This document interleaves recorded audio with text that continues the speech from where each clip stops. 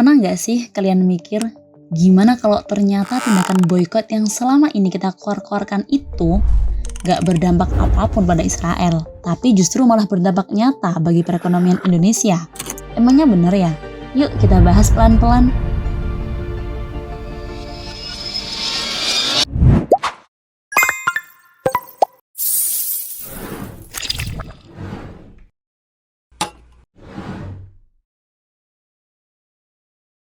Boykot.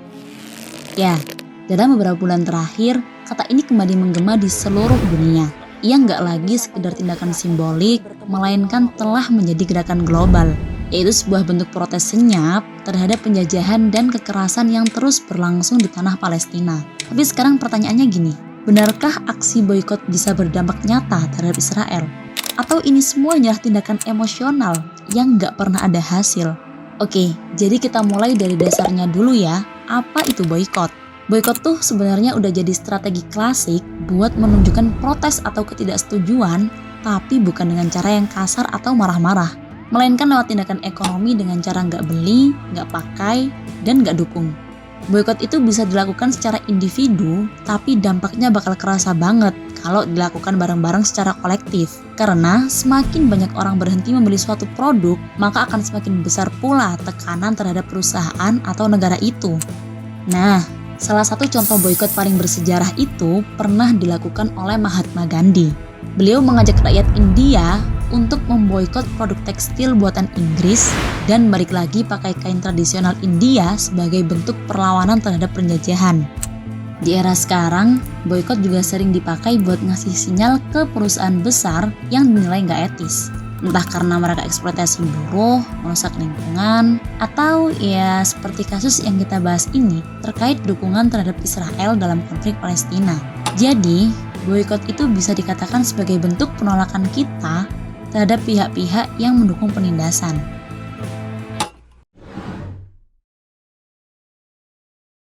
Sekarang kita masuk ke pertanyaan penting nih. Kenapa sih produk-produk yang terkait dengan Israel itu banyak sekali yang diboykot? Dan sejak kapan ini semua dimulai? Oke, jadi boykot terhadap Israel itu bukan merupakan hal baru. Gerakan ini sudah berlangsung selama beberapa dekade, terutama sejak konflik Israel-Palestina makin memanas dan banyak pelanggaran hak asasi manusia yang terjadi di sana. Salah satu gerakan boykot terbesar dan paling dikenal adalah BDS, singkatan dari Boycott, Divestment, Sanctions. Gerakan ini lahir pada tahun 2005 atas inisiatif lebih dari 170 organisasi masyarakat sipil Palestina. Mereka mengajak untuk memboikot produk dan lembaga yang terlibat mendukung Israel, divestasi alias cabut investasi dari perusahaan-perusahaan tersebut, dan sanksi terhadap kebijakan Israel yang melanggar HAM. Tujuannya apa? Supaya Israel ditekan secara ekonomi dan politik, dan akhirnya mau menghentikan pendudukan ilegal serta kekerasan terhadap rakyat Palestina. Jadi mereka kayak ngajak dunia buat ikut boikot, ibaratnya dengan kata-kata seperti ini. Kalau kalian nggak bisa datang bantu kami, tolong jangan biayai penjajahan mereka. Lah, kok bisa? Gimana caranya kita membiayai penjajahan? Jadi gini, ada banyak banget brand besar yang ternyata ikut serta dalam penyumbangan dana ke militer Israel. Entah lewat pajak, kerjasama teknologi, atau bahkan menyumbang dana secara langsung. Jadi setiap kali kita membeli produk mereka, maka sama saja kita menyumbang dana untuk ikutan ngisi amunisi senjata pasukan Israel. Terus cara boikotnya kayak gimana? Ada yang secara personal dengan tidak membeli produk tertentu, ada juga yang secara kelompok. Ini biasanya terjadi di lingkup kampus atau organisasi yang memutuskan hubungan kerjasama atau cabut investasi. Semua ini terangkum dalam gerakan yang namanya BDS tadi. Di Indonesia sendiri, seruan boikot makin kuat setiap kali ada serangan brutal ke Gaza atau wilayah Palestina lainnya. Kita tahu sendiri ya, gimana kekuatan netizen Indonesia yang sangat aktif yang bisa menjadikan topik ini sebagai topik yang sering trending di berbagai platform. Tapi sayangnya, topik ini hanya bertahan selama seminggu atau 2 minggu, habis itu ya tenggelam lagi. Majelis Ulama Indonesia atau MUI mengajak seluruh umat Islam untuk menghindari produk yang terafiliasi dengan produk Israel yang pastinya secara langsung maupun tidak langsung mendukung penjajahan atas Palestina. Tapi mereka nggak menyebutkan secara spesifik nama-nama merek yang harus kita boikot. Kira-kira kenapa ya? Alasan MUI nggak sebut merek itu karena mereka itu sebagai lembaga ulama yang memiliki batasan dalam penyampaian fatwa dan imbauan. Jadi mereka itu menjaga agar apa yang dikatakannya itu tetap bersifat umum dan nggak mengarah pada potensi pencemaran nama baik ataupun konflik hukum dengan perusahaan. Sedangkan di sisi lain, BDS Movement merilis merek-merek yang terafiliasi dengan produk Israel dan memperbarunya secara berkala. Dalam rilisan terbarunya di Instagram pada tanggal 14 April 2025, gerakan BDS Indonesia mengkategorikan merek-merek yang diboikot ke dalam 2 kategori. Kategori yang pertama adalah super jahat. Kategori ini mengkategorikan perusahaan yang dianggap memiliki keterlibatan langsung dan signifikan dalam mendukung kebijakan Israel.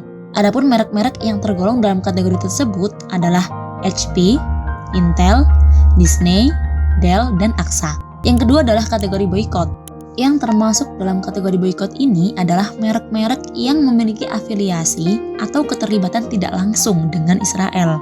Nah, merek-mereknya yang tergolong dalam kategori ini adalah McDonald's, Xbox, Pizza Hut, Coca-Cola, Reebok, dan Burger King. Lalu kira-kira apa ya pengaruh boykot pada perekonomian Israel? Jangan-jangan nggak ada ngaruhnya sama sekali nih. Mari kita bahas dampaknya satu persatu. Yang pertama, dampak finansial langsung. Menurut laporan dari gerakan BDS Movement, kampanye global boykot, divestasi, dan sanksi terhadap Israel banyak menyebabkan kerugian miliaran dolar bagi perusahaan-perusahaan yang terafiliasi dengan Israel. Contohnya adalah perusahaan Veolia. Perusahaan Prancis ini dulu terlibat dalam proyek transportasi di wilayah Yerusalem Timur. Ini merupakan wilayah Palestina yang diduduki secara ilegal oleh Israel. Setelah bertahun-tahun ditekan oleh gerakan boykot dari berbagai negara dan kehilangan kontrak senilai lebih dari 20 miliar US dollar, akhirnya perusahaan ini menjual seluruh saham proyek di Yerusalem itu dan keluar sepenuhnya dari semua proyek yang berhubungan dengan Israel di wilayah pendudukan Palestina. Yang kedua, reputasi internasional semakin terpuruk.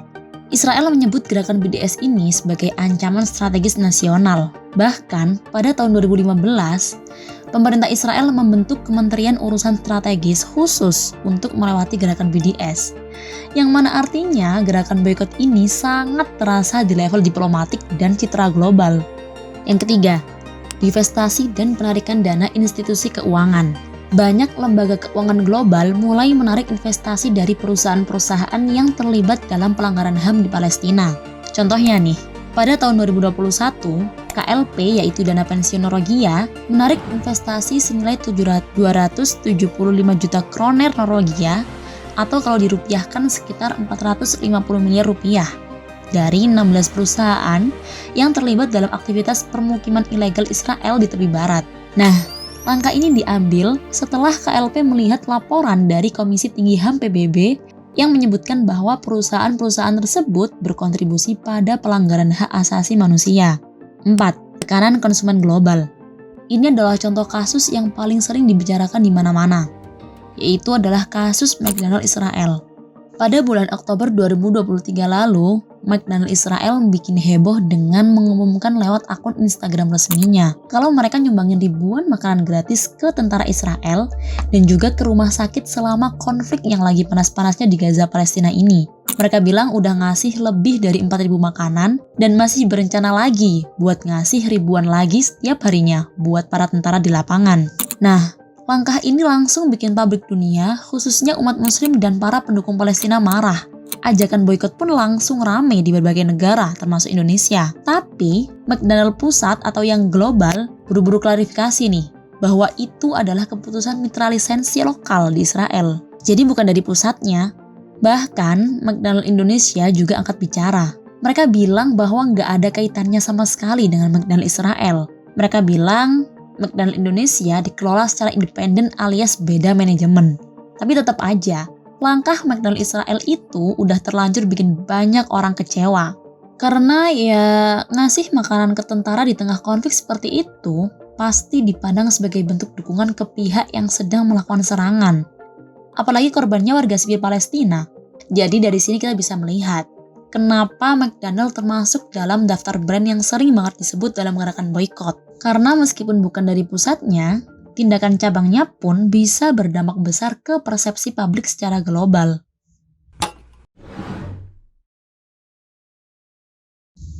Sekarang yang menjadi pertanyaan kita adalah, apakah gerakan boikot ini juga berpengaruh bagi perekonomian Indonesia?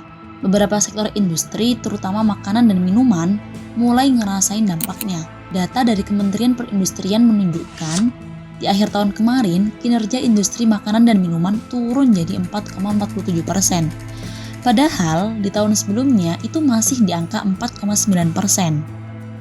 Nggak hanya itu, Asosiasi Pengusaha Pemasok Pasar Modern Indonesia atau AP3MI mengatakan bahwa transaksi di pasar modern anjlok sampai 50% karena aksi boikot ini. Wah, kok bisa? Iya bisa, karena produk-produk yang diboikot itu kebanyakan barang kebutuhan harian, mulai dari susu, sabun, sampai beberapa jenis cemilan. Ketua Umum Aprindo, Roy Mandey, juga mengatakan bahwa penjualan beberapa produk turun 40-45%. Ini tuh udah termasuk level serius ya. Karena kalau terus berlanjut, itu bisa berujung pada pengurangan tenaga kerja. Tapi sementara itu, Kementerian Koperasi dan UKM justru melihat ada peluang besar bagi pelaku UMKM. Karena jika produk-produk besar mulai ditinggalkan, berarti ini saatnya produk lokal naik kelas. Kayak air mineral lokal, minuman herbal, sampai makanan rumahan, semuanya punya potensi menggantikan produk global yang diboikot. Memilih produk dengan bijak itu sebenarnya sederhana. Pertama, pastikan produk yang kita beli gak terafiliasi dengan perusahaan yang secara langsung mendukung penjajahan Israel. Ini tuh bisa kita cek lewat situs resmi gerakan BDS Movement yang rutin memperbarui daftar perusahaan target boikot. Kedua, mengalihkan konsumsi ke produk lokal atau netral. Jadi jangan berhenti konsumsi ya, tapi cukup pindah ke alternatif yang tidak terlibat dalam konflik. Banyak kok produk UMKM atau brand lokal yang kualitasnya bagus dan layak dijadikan pilihan. Ketiga, edukasi diri dengan orang sekitar, tapi jangan memaksa. Karena nggak semua orang tahu dan nggak semua orang siap. Yang penting kita mulai dari diri sendiri dulu aja dan konsisten. Jadi kesimpulannya adalah, boikot itu bukan berarti kita harus berhenti mengkonsumsi sesuatu, tapi kita bisa saja mengalihkan konsumsi ke produk yang lebih beretika. Karena kita itu bukan sekedar pembeli, kita adalah bagian dari rantai ekonomi global. Jadi setiap rupiah yang kita keluarkan itu bisa jadi merupakan sebuah bentuk dukungan atau perlawanan. Jadi sekarang semua bentuk pilihan itu ada di tangan kalian. Kalian ingin mengeluarkan uang sebagai bentuk dukungan terhadap Israel atau perlawanan?